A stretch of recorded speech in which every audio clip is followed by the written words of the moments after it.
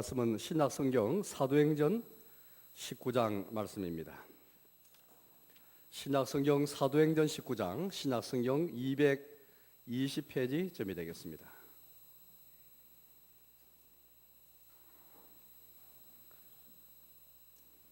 사도행전 19장 8절에서 12절까지를 제가 읽겠습니다. 19장 8절입니다. 바울이 회당에 들어가 석 달 동안 담대히 하나님의 나라에 관하여 강론하며 고면하되 어떤 사람들은 마음이 굳어 순종하지 않고 무리 앞에서 이 도를 비방하거늘 바울이 그들을 따라 제자들을 따로 세우고 두란노 서원에서 날마다 강론하니라. 2해 동안 이같이 하니 아시아에 사는 자는 유대인이나 헬라인이나 다 주의 말씀을 듣더라. 하나님이 바울의 손으로 놀라운 능력을 행하게 하시니 심지어 사람들이 바울의 몸에서 손수건이나 앞치마를 가져다가 병든 사람에게 얹으면 그 병이 떠나고 악기도 나가더라. 아멘. 하나님 나라의 복음은 우리에게 도전을 주고 있습니다. 왜냐하면 하나님 나라의 복음은 우리의 안일한 신앙을 깨워주면서요, 아주 도전적인 그런 신앙으로 우리를 세우게 되는데, 주님의 나라를 구하는 것은 다른 것이 아닙니다. 주님의 말씀과 성령의 통치에 우리가 점점 순종하면서 주의 나라가 임하는 것이기 때문에 우리의 고집, 우리의 의지, 우리의 습관, 우리의 정욕, 그것들이 하나님 말씀에 순종하고 말씀의 통치와 성령님의 통치에 순종하고 복종하려면은 부단히 우리의 정욕을 꺾지 아니하고 의지를 꺾지 않으면 되지 않기 때문에 하나님 나라의 복음을 듣고 또 하나님 나라를 구하며 살아갈 때에 또 주님의 나라를 구하며 살아가고 그 나라의 소망을 살아갈 때에 우리의 심령 속에 우리의 존재에 도전을 주는 것입니다. 우리의 정욕과 우리 이기심에 우리의 탐욕에 우리의 꿈과 우리의 모든 걸음 속에 가치관에 도전을 심어주는 것입니다. 나의 개인을 떠날 뿐 아니라 떠나서도 우리의 이 세상 속에서도 우리가 사는 현대 문명 속에서도 주의 나라는 우리의 도전을 주고 있습니다. 왜냐하면 하나님 나라는 세상 나라의 가치관과 양립할 수 없기 때문입니다. 하나님 나라가 이 땅에 임하는 것은 곧 마귀의 일들이 멸해지는 것이기 때문에 사탄의 나라와 병립할 수 없는 나라가 하나님 나라이기 때문에 하나님 나라의 복음이 전파되는 곳에는 마귀의 통치가 물러가고 마귀의 일들이 멸해지면서 거기에는 놀라운 역사가 일어나게 되는 것입니다. 뿐만이 아닙니다. 하나님 나라가 그렇게 이 땅에 임하는 것은 곧 주님의 교회가 흥왕하고 보존되는 것이기 때문에 그 역시 우리에게 도전을 주는 것입니다. 주의 나라를 구하면 구할수록 주의 나라, 주님의 교회의 보존과 흥왕을 위해서 기도하고 힘쓰지 않을 수밖에 없는 것이죠. 또 하나님 나라를 구하는 것은 다른 것이 아니라 주님을 대항하여 스스로 높이는 모든 세력들과 우리가 싸우게 되는 것이고 하나님 말씀을 거스르는 모든 세력과 싸우는 것이기 때문에 주님의 나라를 구하면 구할수록 영적인 전투, 영적인 싸움부터 나가지 않을 수밖에 없는 것입니다. 따라서 천국 신앙 가진 사람은 안일한 신앙 가지지 않고 더 힘써서 주의 나라를 구하면서 마귀와 싸우면서 자신의 정욕과 싸우면서 세상에 휩쓸리지 않으면서 천국을 구하면서도 마귀와 싸워나가는 영적인 분투가 있는 그런 삶을 살아가게 되는 것입니다. 저 오늘 여러분들에게 세 가지에 대해서 말씀드릴 텐데요, 하나님 나라의 복음이 어떻게 전파되는가, 이걸 우리가 보면서 우리에게 도전을 주고 있고, 또 두 번째는 그 주의 나라의 복음이 전파되고 하지만은 그 하나님 나라가 어떻게 배척을 받는가, 어떤 과정으로서 어떤 모습을 통해서 하나님 나라의 복음이 모든 사람에게 다 받아들여지는 것이 아니라 배척되기도 하는 것을 보면서 우리가 이 하나님 나라를 구하며 살아가는 우리에게 도전을 주는 것을 우리가 생각할 수 있겠습니다. 세 번째는 그래도 불구하고 주의 나라 우리에게 열매를 맺게 하시는데, 이걸 통해서 우리 주님께서 우리가 하나님 나라를 구할 때에 어떤 열매를 기대하며 살 것인가, 그렇게 도전을 해주고 있는 것입니다. 첫째, 먼저 전파되는 하나님 나라에 대해서 여러분께 먼저 설교를 하려고 합니다. 오늘 말씀 보니까 사도 바울이 소아시아의 중심지인 에베소에 있으면서 그곳에 가서 하나님 나라의 복음을 전파하고 또 사역을 하는 그 장면을 우리가 볼 수 있겠습니다. 이 에베소라는 곳은 소아시아의 중심지였습니다. 그 당시 크게는 모든 길이 다 로마로 통하지만은 소아시아 지역에서는 에베소로 통할 만큼 에베소 이 지역은요 큰 도시였는데 상업과 무역이 흥행하는 그런 도시였습니다. 많은 인구가 붐비는 도시였습니다. 그곳에는 연극장이 있고 또 경기장이 있고 또 이 목욕탕이 있고요. 우리 같은 이 목욕탕이 아닙니다. 아주 거대한 그런 목욕탕이 있고 또 큰 거대한 시장이 있고 아데미 여신상을 숭배하는 그 일들이 있어가지고 많은 사람이 왕래하는 친척을 방문하고 가족을 방문하는 그런 곳이다 보니까 인구가 붐비는 그런 곳이었습니다. 바로 그곳에서 사도 바울이 유대인의 회당에서 또 두란노 서원에서 3개월 동안에 2년 동안에 각각 그렇게 하나님 복음을 전파했던 그 모습을 볼 수 있겠습니다. 그럼 제가 8절에서 10절까지 한번 읽어보겠습니다. 8절에서 10절입니다. 바울이 회당에 들어가서 석 달 동안 담대히 하나님의 나라에 관하여 강론하며 고면하되 어떤 사람들은 마음이 굳어 순종하지 않고 무리 앞에서 이 도를 비방하거늘 바울이 그들을 떠나 제자들을 따로 세우고 두란노 서원에서 날마다 강론하니라. 2해 동안 이같이 하니 아시아에 사는 자는 유대인이나 헬라인이나 다 주의 말씀을 듣더라. 사실 바울은 에베소 지역을 두 번째 방문하는 가운데 있습니다. 처음 방문하였지만은 처음 방문한 곳은 앞장 18장에 이미 기록되어 있습니다. 그곳에 처음 방문했을 때 사도 바울이 복음을 전하다가 그곳에 있는 성도들이 붙잡고 더 있기는 원했지만 바울이 주의 뜻이면 다시 오겠다 약속하고 이제 떠났던 곳인데 그 약속을 지키기 위해서 바울이 다시 안디옥 교회에서 이제 이곳 에베소까지 오게 되었던 것입니다. 오늘 여기 말씀 보니까 바울이 먼저 찾아간 곳은 유대인의 회당이었습니다. 그곳에 가서 복음을 전하는데요. 오늘 이 전한 복음은 다른 것이 아니라 하나님의 나라에 관하여서 강론하고 고면하였다 그렇게 말합니다. 또 석 달 동안 하였다 그렇게 말하고 있습니다. 우리가 주목할 것은 하나님 나라의 복음이 전파될 때에 어떤 방식으로 전파되는가를 잘 생각해 보십시오. 그냥 하나님 나라에 관해서 천국에 관해서 그냥 한순간 그냥 단번에 전파하고 감성적으로만 호소한 것에 그치지 않고 강론하며 권면하였다라는 말씀은 우리에게 많은 도전을 주고 있습니다. 왜냐하면 천국 복음이 그만큼 심오하고 너무나 위대한 그런 성경을 아우르는 성경 예수님에 관해서 우리의 구원에 관해서 주시는 말씀이지만 폭넓게는 우리 주님의 나라 예수님의 나라 우리가 구원받아서 이루어갈 그 나라에 관해서 말씀하고 계시고 구원받은 자가 들어갈 천국에 관해서 말씀하신 책이기 때문에 하나님 나라에 관해서 폭넓게 사도 바울이 지금 전파하고 있는 것입니다. 아직도 여러분들 우리 주님의 나라를 전하는 것은 예수님을 전하는 것과 다르지 않다는 것을 우리가 늘 생각해야 되겠습니다. 사도행 28장 제일 마지막 장 말씀 보니까 사도 바울이 로마에 2년 동안 셋집에 유하면서 자기에 나오는 사람에게 복음을 전했는데 이렇게 말하였습니다. 하나님 나라에 관해서 전파하면서 또 주 예수님에 관해서 모든 것을 다 전하였다. 담대하게 거침없이 전했다. 그렇게 말하고 있습니다.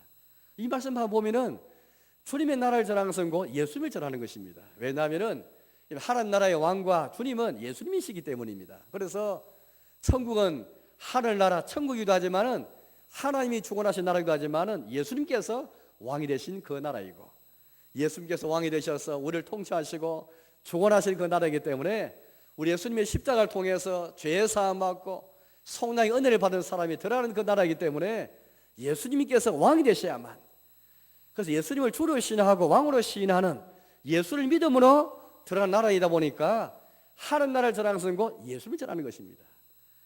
이 사실 걷고 있지 마십시오. 예수님을 믿도록 우리가 복음을 전하는데 그건 다른 게 아니고 하나님 나라를 전하는 것입니다. 예수님의 나라를 전하는 것이고 예수님께서 왕이심을 전하는 것이고 예수께서 주되심을 전하는 것이고 예수님께서 왕이 되셔서 온 세상과 우리의 역사와 이 온 세계와 자기의 교회와 자기 백성과 나를 포함해서 통치하심을 그 믿는 것을 우리가 전하는 것이 바로 복음을 전파하는 것입니다. 근데 여러분 이 천국 복음 전파할 때 예수님 전파할 때 그냥 단번에 감성적으로만 전하지 않았습니다. 우리 시대는 감성의 시대다 보니까 마음의 감동에 그렇게 초점 맞추어서 마음에 감동 주기 위해서 가만을 끼치기 위해서 많이 이렇습니다. 저는 그것이 그렇게 그릇됐다고 생각하지 않습니다. 그러나 그것은 일부에 불과한 것이죠. 우리 사람은 전인적인 존재이다 보니까 지식도 있고 의지도 있는 그런 존재이다 보니까 감성만 있지 않기 때문에 하늘의 복음을 전파할 때 오늘 바울이 사용한 방법을 보시면은 강론하고 권면하였다. 이 강론하는 것은 감성으로 전하지 않았다는 것입니다. 그가 전도한 이 복음은, 그가 전파한 복음은 강론했다는 것인데, 이 강론은 한마디로 변정하고 논정했다는 것입니다. 또 고민했다는 말은 설득했다는 말이 되는 것이죠.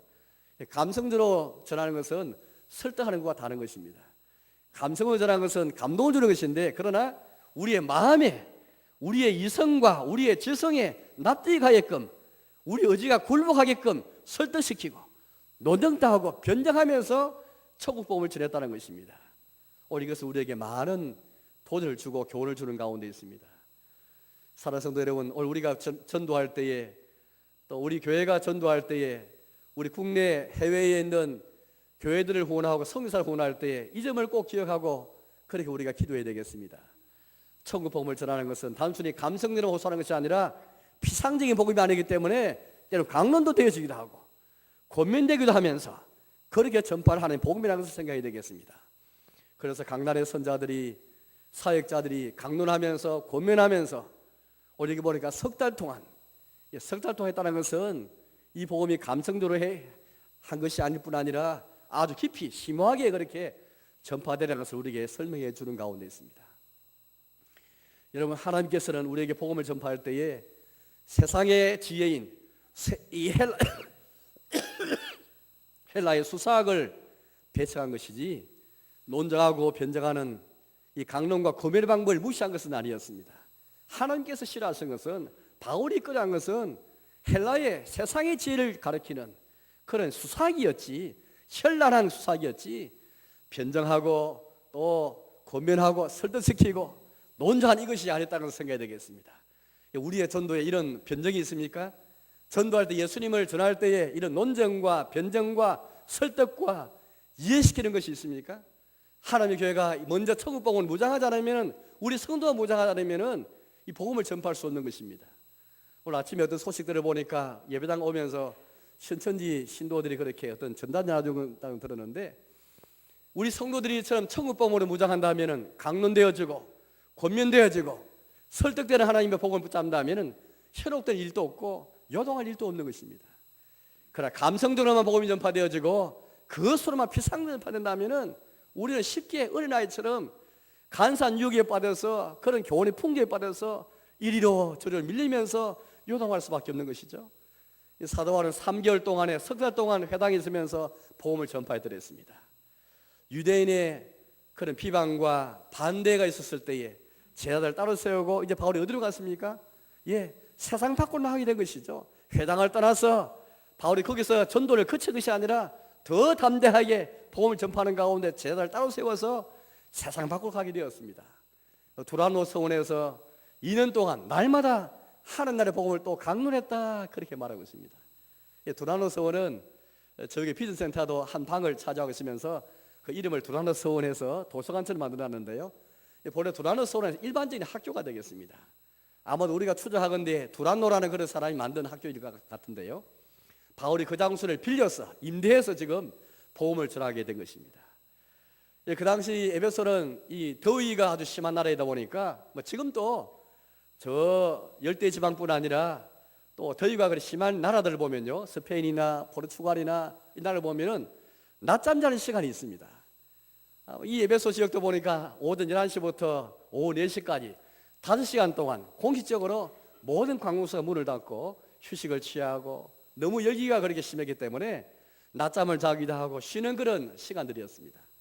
바울은 아마 오전 11시 전에는 일을 했을 것이고, 또 오후 4시 이후에 또 일했을지도 모르겠습니다. 여하튼간에 바울은 일하는 시간이 아니라 사람이 휴식하고 낮잠을 자고 쉬는 그 시간을 그렇게 취해서 두란노 서원을 이용하고 빌려가지고 거기서 복음을 전파해드렸습니다.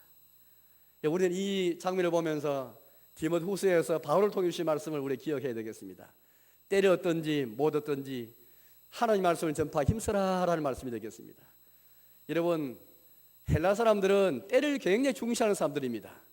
좋은 때를 찾고 좋은 시간을 찾고 좋은 기회를 찾는 것입니다. 물론 우리에게도 인생에 있어서 때로는 좋은 기회가 있고 좋은 때가 있고 좋은 시간이 있는 사실입니다. 그러나 우리가 전도서 말씀한 것처럼 우리 하나님께서는 모든 시간, 모든 기회, 모든 때를 다 아름답게 지으셨다, 선하게 지으셨다 하는 말씀을 드려야 되겠습니다. 우리가 원하는 때, 우리가 선호하는 그 시간, 우리가 선한 기회만이 그렇게 바랄 것이 아니라 모든 시간이 다 하나님의 시간이에요. 모든 때와 모든 기회가 다 하나님의 손에 있음을 기억하고 이 바울처럼 때려 얻지 못하는 시간, 사실 낮잠 자는 시간에 보험 전하는 것이 참 적절하지 않습니다. 인간의 지혜 올 때는 정말 마땅하지 않은 그런 시간이지 않겠습니까? 다 쉬는 시간인데, 휴식을 취할 시간인데 바울이 복음을 전했을 때 누가 거기 오겠는가? 누가 휴식을 취하지? 누가 거기 와서 복음을 듣겠는가? 충분히 이것저것 모습을 그렇게 우리가 생각할 수 있고 계산할 수 있는 것을 우리 생각할 수 있겠는데, 바울은 사람의 생각을 뛰어넘고 주님의 때를 믿으면서 때를 얻든지 못 얻든지 좋은 때든지 좋지 못한 때든 간에 우리도 한번 생각해 보십시오. 우리가 전도할 때 휴식하는 시간인데, 낮잠 자는 시간인데 그 사람을 깨워서 복음 전한다 생각해 보십시오. 그런 시간 중에 복음 전한다 생각해 보십시오. 복음 전도에 효과가 없을 것이다 라고 생각할지 모르겠습니다. 그러나 바울은 주의 때를 믿으면서 때를 얻든지 못 얻든지 복음 전파 임석이 되었던 것입니다. 2년 동안 날마다 하는 나라에 관해서 강론하였다 말하고 있습니다. 매일 5시간씩 2년 동안 복음을 전했다면 얼마만큼 여러분들 이 하는 나라의 복음을 전했겠습니까?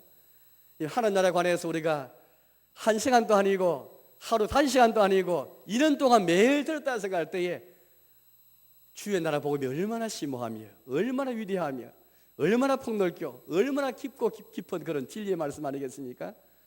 오늘 저와 여러분들은 하는 나라를 구할 때에 어떤 지식을 가지고 전하고 있습니까? 나는 얼만큼 하는 나라를 알고 예수께서 왕이신 그 나라, 주님이 통치하시면서 주권하신 그 나라를 얼마나 알고 얼마나 소원하면서 전도할 때에 예수를 전하면서 동시에 주님의 나라를 전하고 있습니까? 3개월 동안이라도 2년 동안이라도 때를 얻든지 못 얻든 간에 이 복음 전파할 수 있겠습니까? 오늘 하나님의 교회에 이 진리가 충만해야 됩니다. 오늘 주님의 교회가 진리의 피상린 진리로 그렇게 가득 있지 아니하고 2년 동안이라도 얼마든지 하는 나라에 관해서 강론할 수 있도록 준비를 하고 우리가 무장하고 이단을 그렇게 맞서야 되겠습니다. 사도행 20장 25절 말씀 보니까 사도 바울이 나중에 밀레도라는 곳에서 에베소 교회 장로들과 작별하는 장면이 나오는데요. 그래서 사도 바울이 자기의 2년 동안 지난 생활을 그렇게 회고하면서 이렇게 말하였습니다. 내가 여러분 가운데 왕래하면서 하는 나라에 권하여 전파했으나 말씀 나옵니다. 그러니까 바울이 3개월 동안 유대 회당에서도 전한 것이 하는 나라뿐 아니라 2년 동안 전한 것도 하는 나라라는 것을 금방 우리가 알 수 있겠습니다. 사랑교 여러분, 오늘 하는 나라가 전파되는 방식을 보면서 우리가 복음 전파할 때에 우리가 주의 나라 구할 때에 어떤 모습으로 전할 것인지를 잘 그렇게 우리에게 가르쳐주고 있습니다. 실로 우리에게 도전을 주는 말씀이 아닐 수 없는 것입니다. 더욱 이단이 덕실거리고 이단이 덕세하고 비진리가 이렇게 남만이 때에 우리 하는 나라의 복음이 이처럼 강론하고 고민되면서 석 달이라도 2년 동안이라도 안 좋은 때에도 전파되어 것처럼 우리 역시 이런 각오를 가지고 이런 자세를 가지고 우리 개인이면 개인대로 또 교회는 교회대로 이 복음 전파에 힘써야 되겠습니다. 우리가 후원하고 기도하는 국내의 교회 사역자들이 또 해외에 있는 선교사들이 이 천국 복음을 전파할 때에 강론하고 권면할 때마다 힘있게 전파하게 하고 오늘 사도 바울이 담대하게 하나님의 복음을 전하였다 그렇게 말하고 있습니다. 좋지 않은 때에도 불구하고 여러 반대를 예상하면서 담대히 전했던 전파의 방식을 생각하면서 오늘 교회가 천국 복음을 무장해서 담대한 모습으로 이 복음 전파에 힘을 써야 되겠습니다. 두 번째는 전파되는 주의 나라에도 불구하고 이 나라의 복음이 배척받고 있는 것을 우리는 보게 됩니다. 제가 성경을 한번 읽어보겠습니다. 9절을 읽어보겠습니다. 9절입니다. 어떤 사람들은 마음이 굳어 순종하지 않고 무리 앞에서 이도를 비방하거늘 바울이 그들을 떠나 제 아들을 따로 세우고 두라노 성원에서 날마다 강론하니라. 바울은 제일 먼저 하나님 백성인 구원 역사에서 율법을 먼저 받고 하나님 택하심을 받은 저들이 먼저 지상 나라 되어서 열방을 장차 이 나라를 받아들이실 주님의 섭리를 그렇게 생각하면서 그렇게 유대인 회당에 가서 먼저 복음 전했지만은 많은 유대인들이 마음이 굳어서 순종하지 아니했다. 도리 이도를 비방했다. 그렇게 말하고 있습니다. 이 마음이 굳었다는 것은 이 뜻을 살펴보니까 마치 겨울이 되면은 이 가지가 말라버린 것처럼 말라버린 그들의 마음을 그렇게 설명해 주고 있습니다. 이 마음이 마른 가지처럼 딱딱해가지고 뭔가 굽히면은 부서질 것 같은 그 정도로 딱딱하게 된 말라버린 나뭇가지라는 성경에 보십시오. 이들이 마음이 굳었다는 것은 말라버린 가지처럼 피피하고 그렇게 바짝 마른 그런 상태를 가리키고 있는 가운데 있습니다. 유대인들은 그들이 먼저 하나님의 말씀을 받고 그들이 먼저 제상나라로 선택받았지만은 이들의 마음은 굳어버리고 말았습니다. 마른 가지처럼 그런 상태까지 영원히 상태가 오게 되었던 것입니다. 불순종이 그냥 온 게 아니고 하는 나라에 관한 이 복음을 듣고 순종하자는 것은 그 이면에 그들의 시작은 그들의 내면 상태는 먼저 마음이 굳어 있었습니다. 마음이 메마르고 마음이 황폐하니까 마른 가지처럼 마음이 딱딱해 버리니까 이 복음을 받을 수 없는 것이죠. 순종치 아니하였고 도리어 많은 무리 앞에서 이 도를 비방하기까지 이르게 되었습니다. 그들만 비방한 게 아니고 무리 앞에서 비방하였다 하는 노라 하나님의 복음이 이처럼 비방받는 것을 보게 되는 것입니다. 성도 여러분, 우리가 전도할 때에 이런 배척을 받고 복음이 반대되는 이 대적을 만나게 되고 충돌을 일으키는 것을 많이 보게 되는 것입니다. 하나님의 복음이 받은 곳에 이처럼 충돌이 있고 하나님의 복음은 우리로 하여금 세상을 직면하게 만들고 나의 이심과 직면하게 만들고 나의 정욕과 직면하게 만들고 세상 문명과 직면하게 만드는 것입니다. 세상 문명이 어떤 문명입니까? 물질주의 혹은 인본주의 이런 세상의 가치관과 직면하게 만들고 하는 나라와 세상 나라의 가치관을 충돌하게 만드는 것입니다. 따라서 우리는 유대인들의 이 비방을 보면서 이들이 마음이 굳어서 순종하는 모습을 보면서 복음이 전파되는 곳에는 이러한 충돌이 있고 이런 반대가 있고 이런 대적이 있는 것을 우리가 기억해야 되겠습니다. 이걸 예상하고 이걸 생각하면서 복음을 전파하기 힘써야 되겠습니다. 그러기에 우리가 복음을 전파할 때 담당히 전파하게 되는 것이죠. 이어지는 이 충돌을 보니까 이런 말씀을 볼 수 있겠습니다. 사도 바울이 복음을 전파할 때 하나님께서 바울을 통해서 놀라운 능력을 행하게 하시는데 바울이 이마에 둘러서고 앞에 두는 앞치마를 가져가서 병든 사람이 얹기만 하면은 병이 낫고 악귀가 다 떠나게 되는 것이었습니다.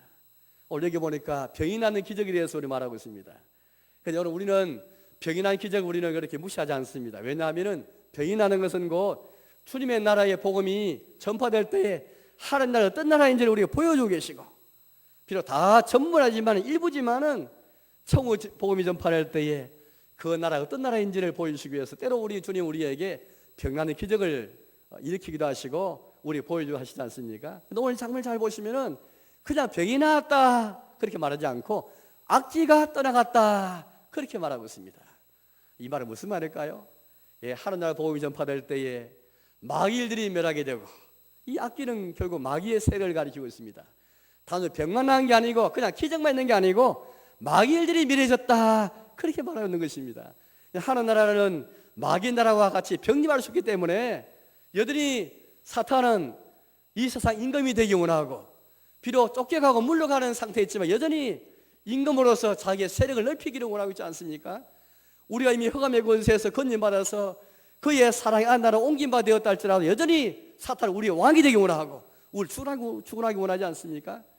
병을 죽어라 하면서 그렇게 계속해서 우리를 붙잡기 원하는 것인데 복음이 전파될 때에 병이 나으면 동시에 악귀가 물러갔다는 것은 하나님의 복음인 우리에게 도전을 주는 것인데 어떤 도전입니까?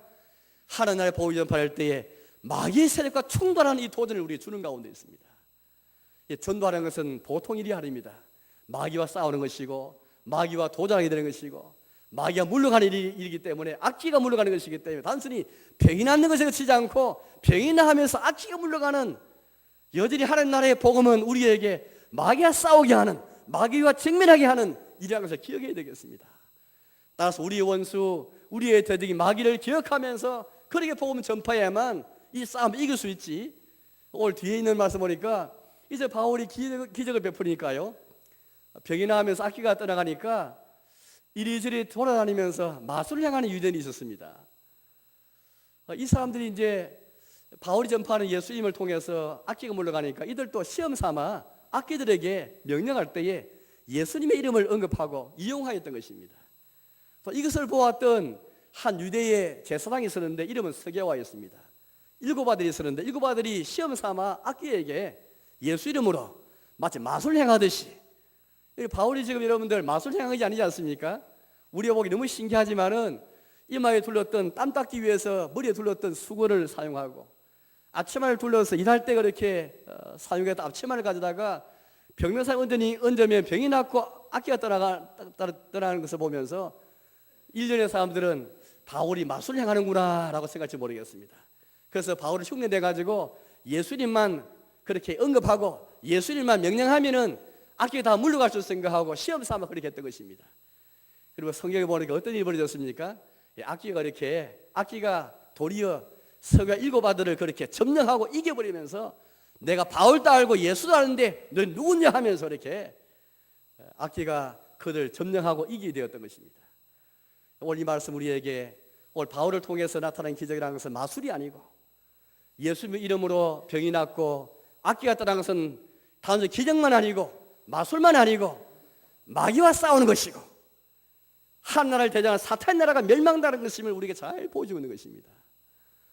사랑하는 여러분, 오늘 주님께서 지금도 우리에게 이런 기적을 베푸시고 이런 희한한 일들을 베푸실 수가 있는데, 그때만 우리는 하나님나라 패책을 당하는 모습은 어떤 일련의 사람들에 의해서 난용되어지고 악용된 것을 보게 되는 것입니다. 아무 주님의 이름을 믿지 아니하고 주의 나라를 구하지 않으면서 그냥 예수 이름만 악용해가지고 마술 행하듯이 행하는 이런 모습들, 이게 바로 하나님 나라가 얼마나 오해되어지고 얼마나 주의 나라가 반대를 받고 하나님 나라가 남용되는 것을 우리가 볼 수 있게 되겠습니다. 이런 가운데서 복음을 전파해야 되는 것입니다. 똑같이 예수 이름 이용하고 똑같이 귀신을 쫓아내기 원하는 그런 사람이 있어서 우리가 전하는 복음과 반대되어지는 그런 모습을 많이 보게 되는 것입니다. 이런 반대, 이런 오해, 이런 혼란 속에서도 오늘 저와 여러분들은 복음을 전파할 수 있도록 복음을 그렇게 명령받았지 않습니까? 오늘 하나님께서 이런 혼란 속에서도 복음이 순수하게 전파되게 하시고 마침내 이 마술을 행하는 유대인들이 다 자복하고 회개하는 역사까지 일어나게 되었습니다. 읽지 않았지만 오늘 말씀 보니까 이런 말씀이 있습니다. 제가 한번 읽어보겠습니다. 17절, 18절 말씀, 19절 말씀까지 읽어보겠습니다. 17절 말씀입니다.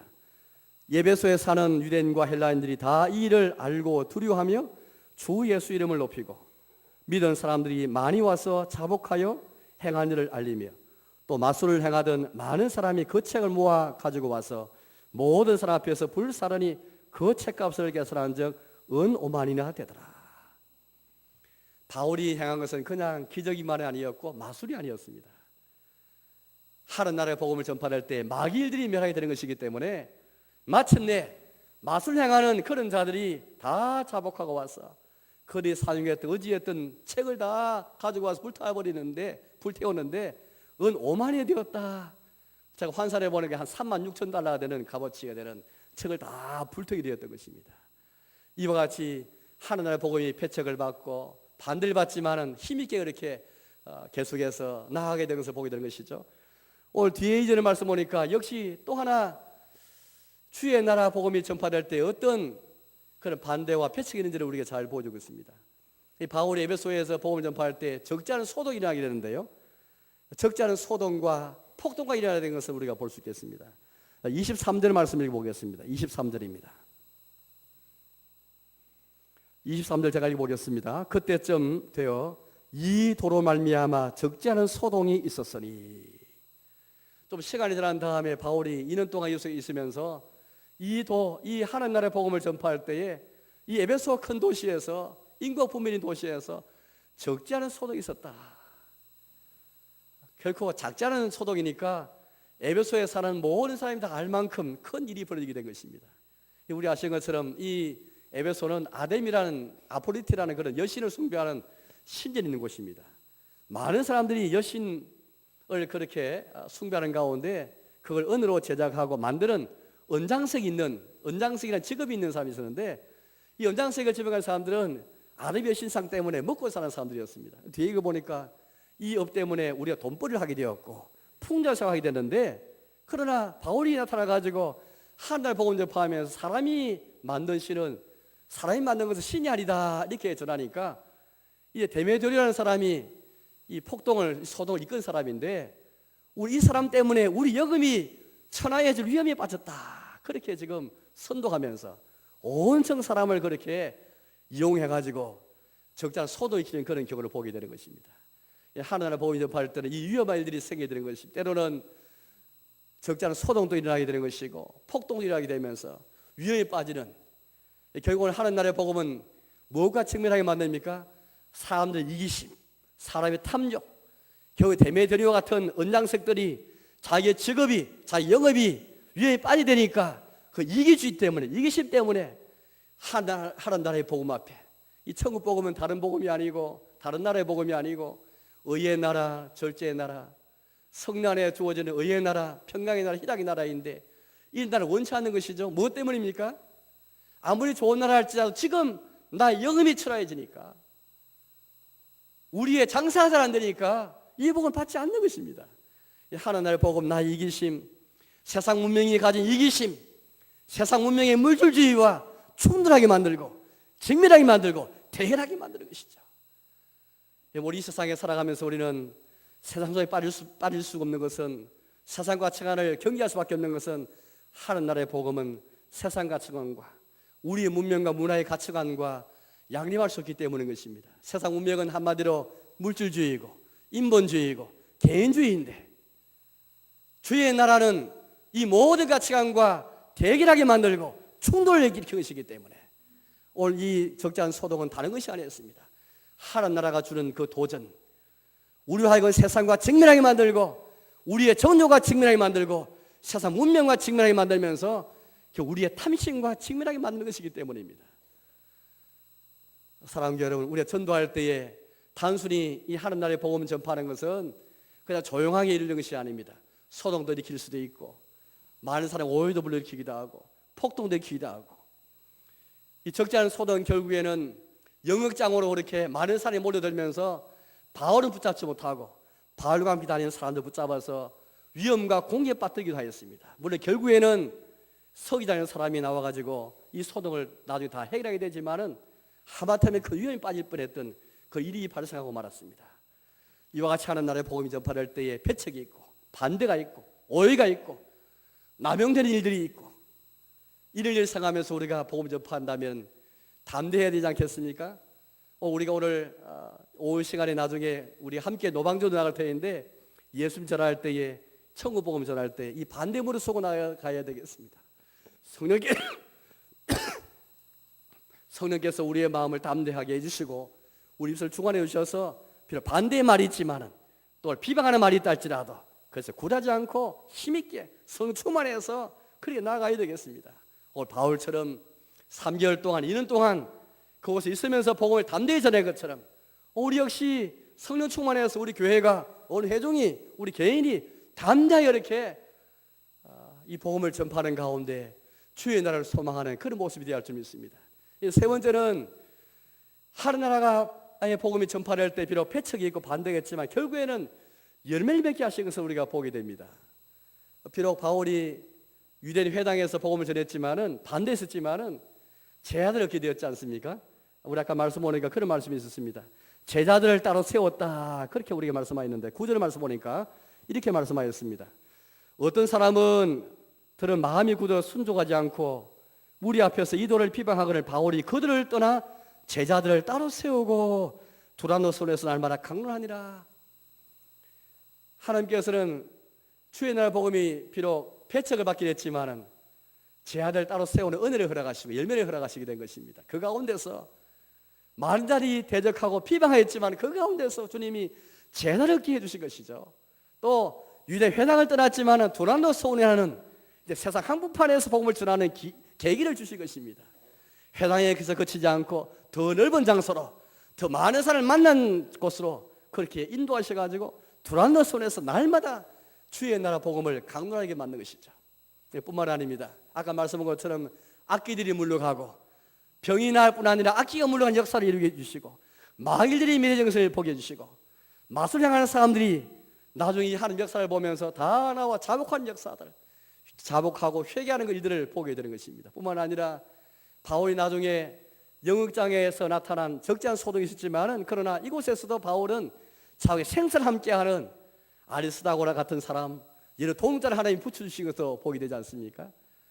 어떻게 해서 이런 하는 나라에 열매가 맺어야 되겠습니까? 하나님 나라 복음 자체가 힘이 있고 흥왕하는 복음이고 세력을 얻게 하는 그런 말씀이기 때문에 그 자체에 힘이 있기 때문인 것입니다. 제가 20절에 보겠습니다. 20절입니다. 20절에서 이렇게 우리에게 말씀하고 있습니다. 이와 같이 주의 말씀이 힘이 있어 흥왕하여 세력을 얻으니라. 바울이 무슨 방법이 좋았수가 아니고 바울이 실력이 있어도 아니었습니다. 하나님 말씀 그 자체, 하나님 나라의 복음의 도구 자체가 힘이 있고 흥왕하여서 세력을 얻었다, 그렇게 말하고 있는 것입니다.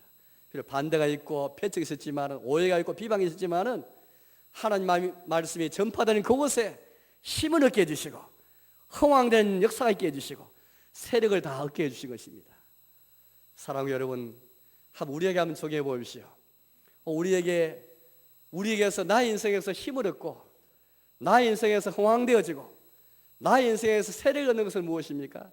나의 마음을 빼앗아서 힘있게 만들고 나에게 힘이 되어지고 나에게 흥왕하는 것은 무엇이며 나의 심령에서 나의 인생에서 세력을 얻게 하는 것은 무엇입니까? 천국 복음입니까? 아니면 세상의 그 어떤 가치관입니까? 세상의 물질입니까? 나의 성공과 나의 비전입니까? 우리 역시 내 심령에서부터 힘을 얻고 세력을 얻고 흥왕되는 것은 다른 것이 아니라 천국 복음이 되어야 되겠습니다. 뿐만 아니라 내 자신뿐 아니라 우리 어디 가든 간에 우리 전파하는 복음이 힘이 있다는 것을 믿으면서, 비록 전도할 때 반대하고 패착했지만은 이 복음 그 자체가 힘이 있고 흥왕하는 복음이요, 세력 얻게 하는 복음이 좀 있고, 악기도 물러가게 하고 마술 향하는 사람도 자복하게 하고 회개하게 만드는 그 복음이 믿고, 핍박과 비방 속에서 제자들 얻게 하는 복음이 믿고 세력 얻게 하는 그 힘을 우리가 믿으면서 나아가야 되겠습니다. 담대하게 복음 전파해야 되겠습니다. 우리 하나님의 나라 복음 전파할 때 하나님께서 이와 같이 비록 적지만은 밋밋하지만은 제자를 세우는 등 열매케 하시는 것을 잘 보게 되는 것입니다. 이렇게 해서 하나님의 백성들이 보호를 받고 주님의 교회가 보존되는 것을 오늘 우리 말씀 중에서 확인해 볼 수 있지 않습니까? 이제 말씀 맺도록 하겠습니다. 사랑하는 여러분, 우리 하는 나라를 구하고 천국 백성 살아간다는 것은 우리에게 때로는 도전을 주기도 하는 것입니다. 때로 우리에게 평안한 가운데, 고향 가운데 기쁨을 주기도 하시고 확신과 희락을 주기도 하시지만 때로 우리에게 도전을 주게 하는 것입니다. 우리의 이기심과 직면하게 만들고 세상과 직면하게 만들고 마귀와 대결하게 만들고 때로는 충돌을 이야기하면서 때로는 비방도 있고 때로는 반대되고 패착도 있게 하는 것을 우리가 보게 되는 것입니다.